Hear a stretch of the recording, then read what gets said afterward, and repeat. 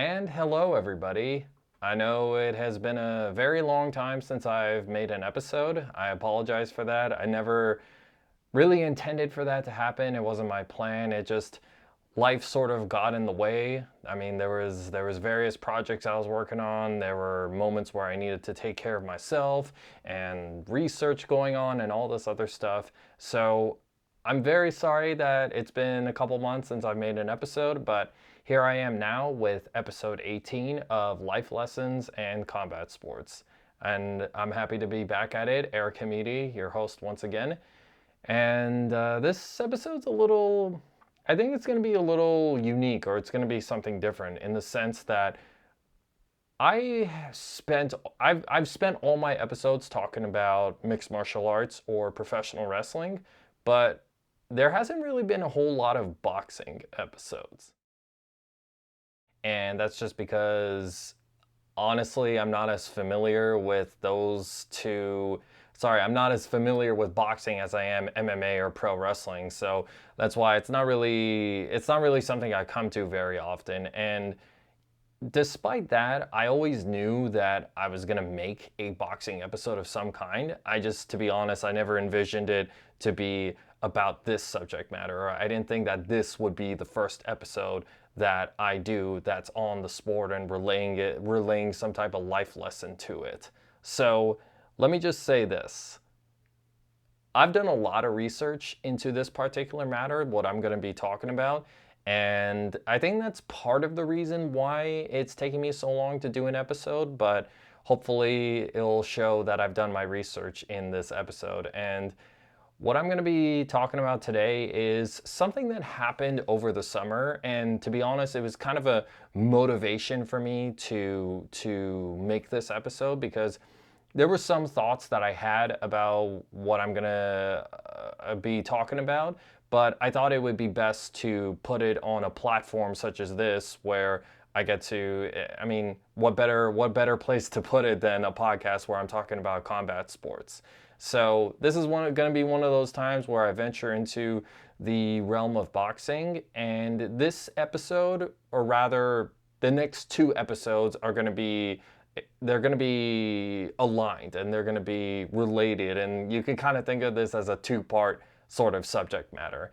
And that was part of the thing that took me a long time to figure out to actually do an episode, was I was figuring out how I'm going to divide it or how I want to do it, because I contemplated whether I should do one episode or if I should do two episodes or what have you, but I settled on this. And just to give a little bit of a background, basically what happened was that over the summer there was an announcement for TKO, which is the parent company for UFC and WWE, to submit an amendment to an already existing law called the Muhammad Ali Boxing Reform Act.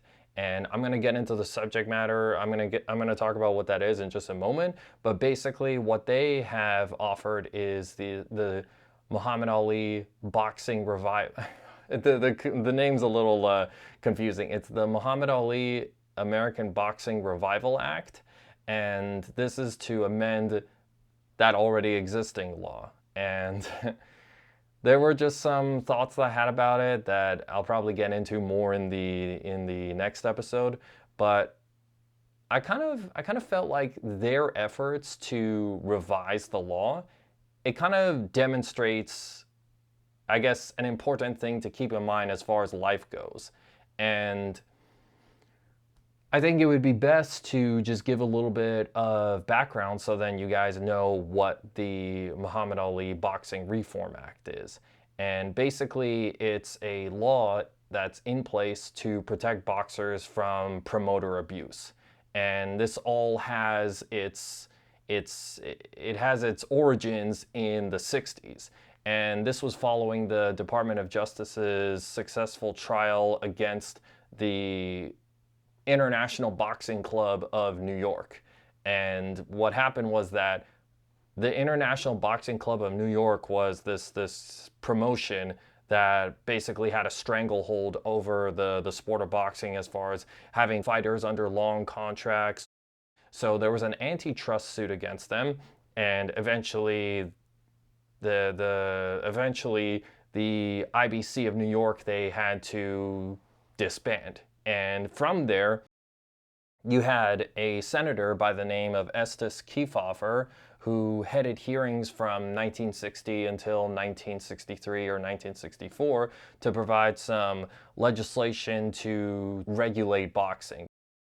So all the things that the IBC of New York was doing, they sought to create some protections in place to prevent that from happening again. And once Estes Kefauver, once he died in 1964, I mean the hearings to try to regulate boxing, they continued for a few more years, but then eventually died off. And there was some renewed interest back in the 70s and 80s. And then eventually what happened was that I guess a lot of this bill, as far as this Reform Act, it was motivated by the things that boxing promoter Don King and Bob Arum were doing in the 80s, I believe. And basically, the problem that was going on with regards to the IBC of New York, or just Don King, like I just mentioned, was the fact that they were taking advantage of fighters. So basically, they would take a huge chunk out of their paycheck, they would sign them to these long exclusive contracts, and then also they would have control over championships or rankings. So that way it put them kind of at the whim of the promoters. And it just basically, especially with the International Boxing Club of New York, it created a monopoly over the sport. So what ended up happening was that in the 90s, John McCain, he was a big boxing fan, so he really pushed for this piece of legislation that eventually got passed in 1996 called the Professional Boxing Safety Act. And basically what that covered was the health and safety protocols for professional boxers and the boxing industry and all that other stuff. And then what happened in 2000, that's when the Muhammad Ali Boxing Reform Act got passed. And from here on out, I'm going to refer to it as the Ali Act for short. And there were certain things that that piece of legislation aims to accomplish. And all of this stuff was just to prevent all the things that happened in prior years from happening again. So some of the things that the Ali Act calls for is that it allows, or it makes promoters disclose the financials as far as expected revenue or all this other stuff, and just through that, boxers can negotiate, okay, what kind of pay I want to receive for this fight. And it also required a criteria for rankings, and then it also provided protections against coercive contracts. And sorry, I'm just laughing right now because I'm referring to some of my notes here because there's a lot of information to document. So, it was one of those things where if I wanted to keep track of it, I had to do that. I have to do it this way. But anyway, it provided protections against coercive contracts. So coercive contracts, what that means is that in the past, what promoters would do is that they would have, and maybe I should clarify, when it comes to promotions, it basically, if you understand it, like within MMA, you have UFC, that's a promotion. So within boxing, the promotions that fall under this category would be like Top Rank. So as an example, if Top Rank had a boxer under their contract, then whenever they wanted to sign another fighter, they would say, oh, hey, if you want to fight my guy and have a chance for the championship, then you have to sign with me as your promoter, and it would be a long-term contract. It'd be like several years. So that's stuff that boxing promoters did in the past that the Ali Act was trying to remedy. So based on my research, it says that coercive contracts can't last longer than 12 months, and exclusive contracts can only last that long.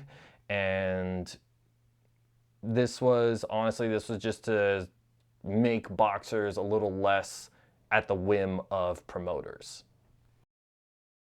What it also does is prevent a promoter from demanding a particular boxer to sign with them for multiple fights. It's just it's almost like a time limit on these contracts. So with that, there were also certain medical records that had to be disclosed to the state athletic commissions, and and this is a big thing about it, is that it was meant to provide protections and certain firewalls, for lack of a better word, from promoter and manager abuse towards fighters. So basically, it's saying that no officer or employee of a sanctioning organization may receive compensation, gift, or benefit directly or indirectly from a promoter, boxer, or manager. It's saying no member or employee of a boxing commission, no person who administers or enforces state boxing law, and no member of ABC, that's the Association of Boxing Commission, may belong to, contract with, or receive any compensation from any person who sanctions, arranges, or promotes professional boxing matches who otherwise has a financial interest in an active boxer. I know that's kind of a mouthful right there, but had no other way to, honestly, I can't think of a different way to explain it, but basically, there's no direct verbiage or explicit verbiage in the Ali Act that basically says, oh, hey, a promoter and manager can't be the same, or an organization, a promotion rather, a boxing promotion can't have their own championships. But the way that things are worded in there, it provides those sort of protections, just like the stuff that I have in here. And basically, another sort of condition that that the Ali Act requires is that if there's a mandatory challenger, so within boxing, there are sanctioning bodies. I mentioned how there are these promotions like Top Rank, and they work in unison, or they work together rather, with sanctioning organizations. So that would be like the World Boxing Organization, the World Boxing, and even I'm getting a little confused by all that, but basically the World Boxing Association, World Boxing Organization, World Boxing Council, and the International Boxing Federation. Those are the four major sanctioning bodies. Jesus. And honestly, that story about how we even got all those sanctioning bodies, I mean, that's an episode in and of itself that I just honestly don't have time to get into right now. But basically, a sanctioning body like WBC, if they determine a mandatory challenger, so that would be somebody who has to fight for the championship in his or her respective weight class. Basically, if there's a mandatory challenger, then the promotion, if they're contracted with the champion of a particular division, then there are no conditions that you can make to that mandatory challenger. And basically, you can't ask for future rights. You can't have them sign multiple fights. It's just any deal that you do make with said boxer, the mandatory challenger, it's just for that fight. And from there, as far as where the story goes here, is that there are certain problems with the Ali Act, and one of the biggest things is basically the fact that a lot of the things in this act are not enforced, or a lot of the things that are in the Ali Act are just suggestions. And I mean, if there's one thing that I've learned over the last several years, is that if someone or an entity is not required to do something, then more likely than not, they're not going to do it. But basically, it's not enforced because there are limited resources for enforcing the Ali Act. There's limited funding, and honestly, even though they have these conditions in place, there's still a lot of corruption that goes on. And It's led to a lot of problems, and it's led to a lot of criticisms about the Ali Act, which sort of leads into the problem that we're having today, where, like I was saying earlier, TKO, they are introducing an amendment. And basically, what that amendment entails is certain conditions that have to be in place in order for them to operate as a unified boxing organization. And if they do, in fact, qualify for that, then they're exempt from the Ali Act. So basically, they can have their own championships, rankings, all this other stuff. And there's a lot more details to it that I'm not going to get into in this episode just because there's not a lot of time for that.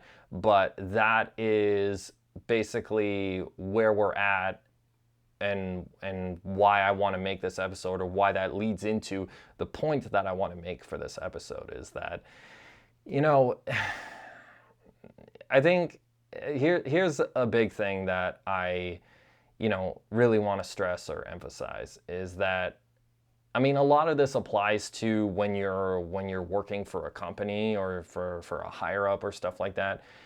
In general, there are protections that, or I don't even know if protection is the right word. I mean, how do I want to put it?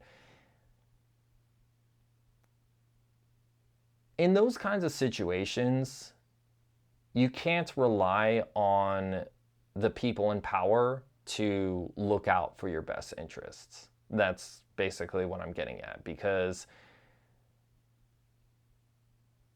I mean, I guess I'll just say this right now. All the stuff that I mentioned about the Ali Act and how it's difficult to enforce and all this other stuff, when it comes to treatment of individuals or what may happen or what have you, it's kind of like, okay, we have a law in place, and there are all these, I mean, it's very official, and there's all these conditions. And even then, there's a problem with enforcement, there's a problem with people abiding by it, and there's still a lot of injustices that go on. And for me, the way I sort of look at it is that, okay, within the realm of boxing, there are all these regulations. And if all of these malicious things or wrongdoings are going on when there is a law in place, imagine what it would be like if they weren't in place. And we have that with mixed martial arts. And because all this stuff with the Ali Act, it doesn't apply to MMA fighters. And this goes back to what I was saying just a moment ago, is that if someone or something is not obligated to do something, then they're not going to do it. And where this sort of, how this kind of plays into the episode as far as the life lessons go, I mean, within the realm of whatever your work is, I mean, you have to basically make sure that your best interests are fulfilled. And that can manifest itself in a lot of different ways, as far as, okay, if you're a contract, if you're working on a contract with a particular company, how long is the contract? Or just, there was one podcast that I followed that even sort of gave this example, as far as, if they say that you have unlimited vacation time, then no, then you don't want to have that. You want a defined number in there. And honestly, I can even relate it to my own experience, because I remember when I was taking the film production classes at CSUN, that was one of the things that one of the instructors taught us, is that, if you're working for a particular production and they're saying, oh, hey, we'll give you 300 for a day. Let's just throw a number out there, for example. If they're saying, hey, we're going to pay you for $300 for an entire day, then you should reply and clarify, what is a day? Just, is it a 12-hour, is a day for this particular job a 12-hour day, 10-hour day, whatever. Just have that defined, so then you know how to negotiate your rate, which is kind of the point of the Ali Act, with all these financial disclosures is that if they know how much money is being generated or how much money it may come in, then they know what price to negotiate. And I guess I stress that because in the Ali Act, there's nothing in there that's saying, oh, hey, you have to pay the boxers 50% or 80% or whatever it may be. It just says that you have to it just says that you have to disclose how much revenue there's going to be. And from there, I mean, if you're a professional boxer, then you're going to try to negotiate for as much as possible. And I mean, I can't imagine any boxer negotiating for any less than 50%. So that kind of, I mean, there's similarities based on my own experience, what I was taught in school, and then the things that these boxers get into. And it just, I don't know. I guess on a more personal level too,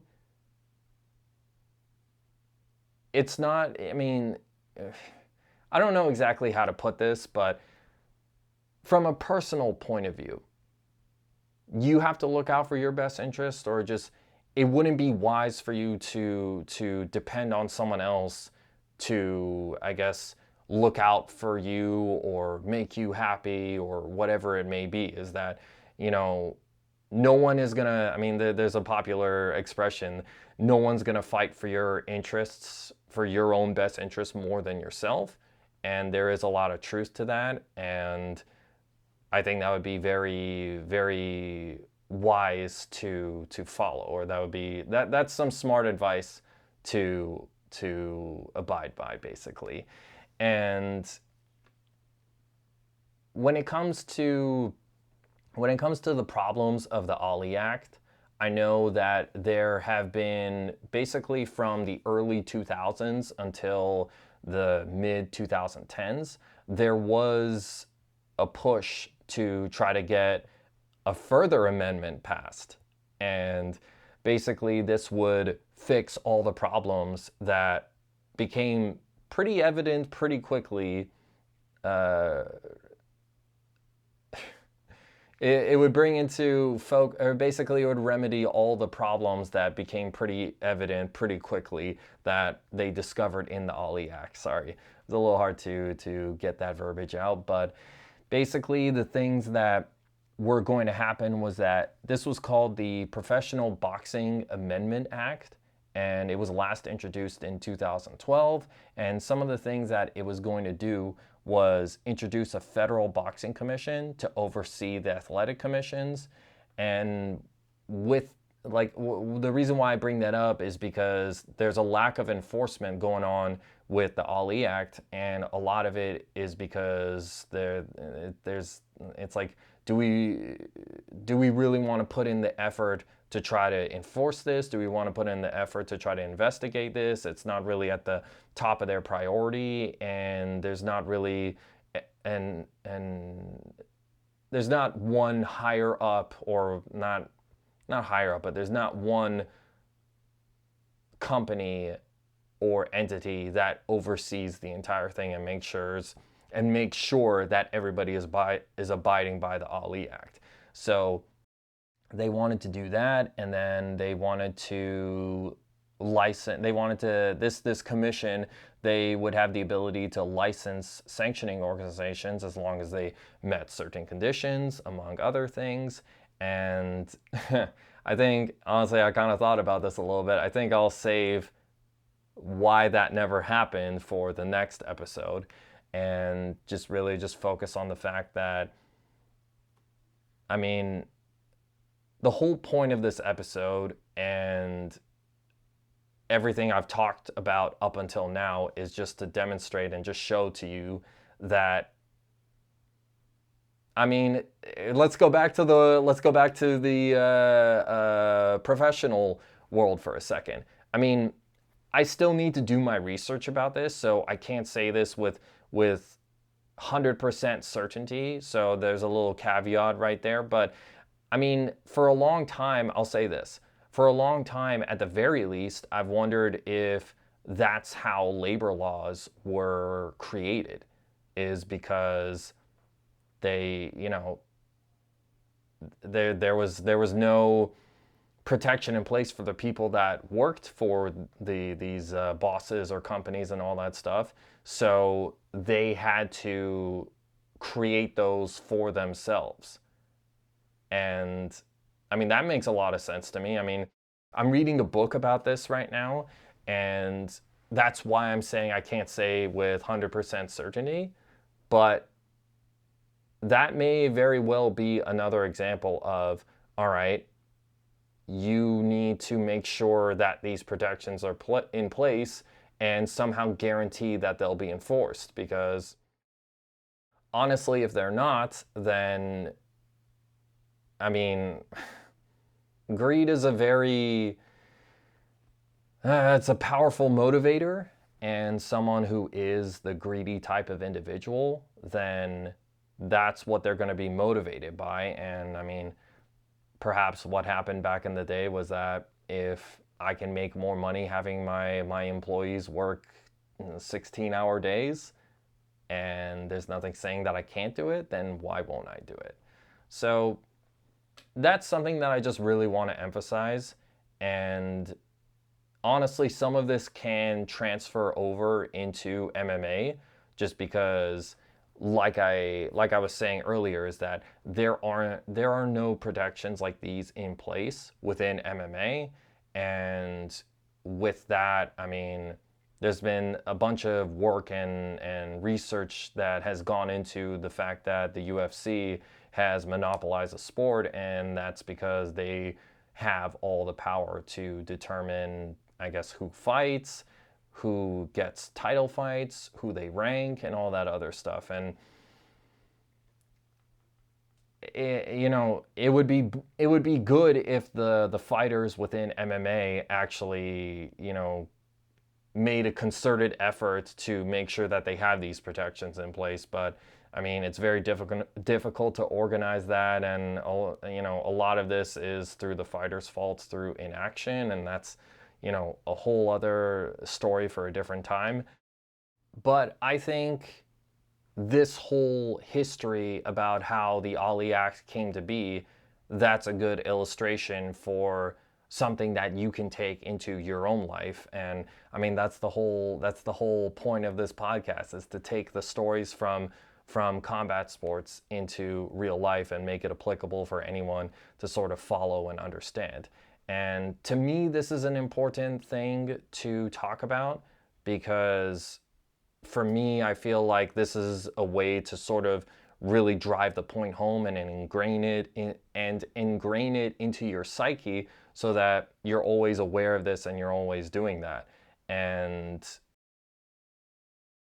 even though this seems like an obvious concept, or it just seems like it's obvious as far as, hey, you got to look out for your own best interest. I mean, I think, I don't know. I just really believe that this kind of helps, I guess, illustrate it, give it an example, and sort of show that it's such a important aspect of life. And that's why I wanted to make a whole episode about this. And it's been fun for me to dive into the boxing history, just because that's something I've never really done before. So learning about that, and it's been very fun to just learn about how the sanctioning organizations came to be and all this other stuff, or just how the sport originated and became what it is today.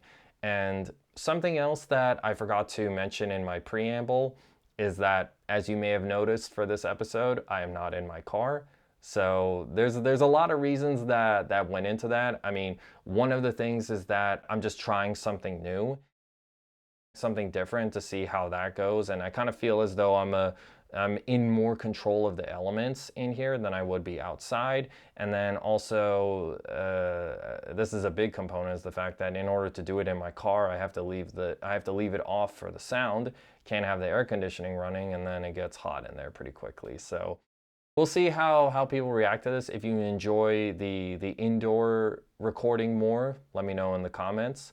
And that's why the design, I mean, you can see some things that are mine, but then there's also some things that aren't. And this is just because this is a temporary setting I'm having until I can set up my own space and I can have more of Eric's personal touch and more of my own memorabilia on there. So pardon that, and that's why you'll see some music related stuff behind me. But yeah, I'm enjoying talking about this, and I look to pick up where I left off with the next episode. But I want to thank you guys for taking the time to watch this episode and listen, and let me know what you think about the topic, the subject matter, the information I shared, and then also the setting. And you can let me know in the comments section. Give it a like, subscribe to my videos, and then also I'm on Instagram, Life and Combat Sports. And there's a lot of I'm building up on this little empire right here. So it'll be fun to see how things sort of develop and where we go from there.